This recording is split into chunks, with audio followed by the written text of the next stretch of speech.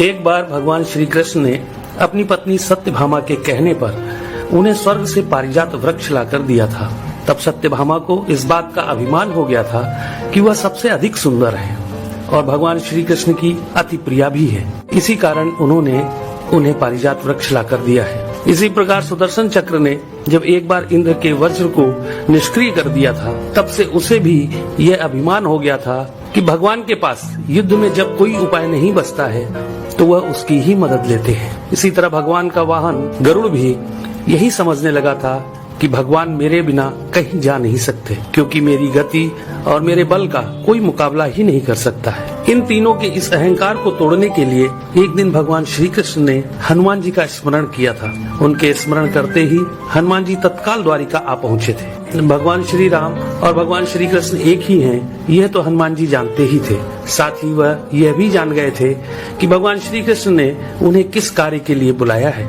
इसलिए वह भगवान श्री कृष्ण के दरबार में जाने की जगह द्वारिका के एक बहुत ही सुंदर बागीचे में चले गए थे और वहाँ के वृक्षों में लगे फलों के साथ साथ वृक्षों को भी तोड़ने लगे थे। यह खबर जब भगवान श्री कृष्ण के पास पहुंची कि एक वानर बगीचे को उजाड़ रहा है, तो भगवान श्री कृष्ण ने गरुड़ से कहा कि तुम सेना लेकर जाओ और उस वानर को पकड़कर मेरे सामने ले आओ।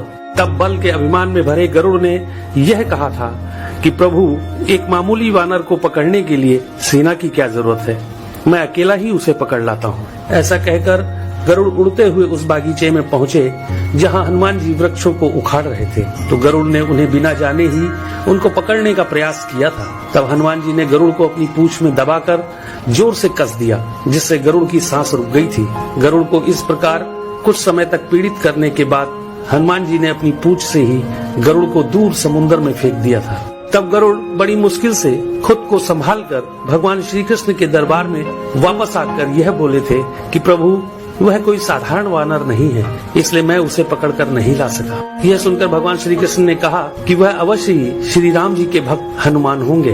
तुम उनके पास जाकर यह कहना कि श्री राम ने उन्हें बुलाया है, वह अवश्य चले आएंगे और हो सके तो तुम उन्हें अपने साथ ही लेकर आना। भगवान श्री कृष्ण की आज्ञा पाकर गरुड़ हनुमान जी को ढूंढते हुए वहाँ से बहुत दूर मलय पर्वत पर पहुँच गए थे और हनुमान जी से अपनी भूल की क्षमा मांगते हुए उनसे यह कहा था कि भगवान श्री राम ने आपको याद किया है, आप मेरी पीठ पर बैठ जाइए, मैं आपको शीघ्रता से उनके पास पहुँचा देता हूँ। हनुमान जी प्रभु की यह लीला भी समझ गए थे, इसलिए उन्होंने गरुड़ से यह कहा था कि तुम चलो, मैं तुम्हारे पीछे ही आता हूँ। इधर द्वारिका में भगवान श्री कृष्ण ने राम का रूप धारण किया और सत्यभामा के साथ सिंहासन पर बैठ गए थे और सुदर्शन चक्र को यह आदेश दिया कि तुम द्वार पर रहो, बिना मेरी आज्ञा के कोई भी अंदर न आने पाए।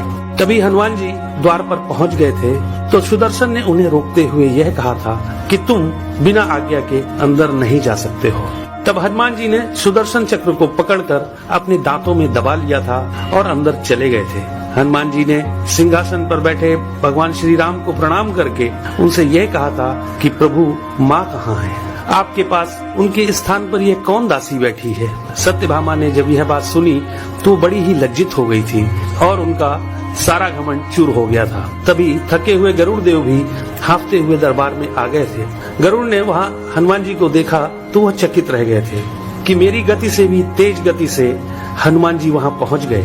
इस प्रकार गरुड़ का बल और गति दोनों का अभिमान चूर हो गया था। तभी श्री राम रूपी कृष्ण ने हनुमान जी से यह पूछा कि तुम अंदर कैसे आ गए थे? तुम्हें क्या द्वार पर किसी ने रोका नहीं था? तो हनुमान जी ने कहा, सुदर्शन चक्र ने मुझे रोका तो था, परंतु मैं आपके दर्शन में विलंब कैसे कर सकता था, इसलिए मैंने उस सुदर्शन चक्र को अपने दांतों में दबा लिया था। यह कहकर हनुमान जी ने अपने मुंह से दबे हुए सुदर्शन चक्र को निकालकर प्रभु के चरणों में डाल दिया था। इस प्रकार सुदर्शन चक्र का भी सारा घमंड समाप्त हो गया था। डाउनलोड मौज।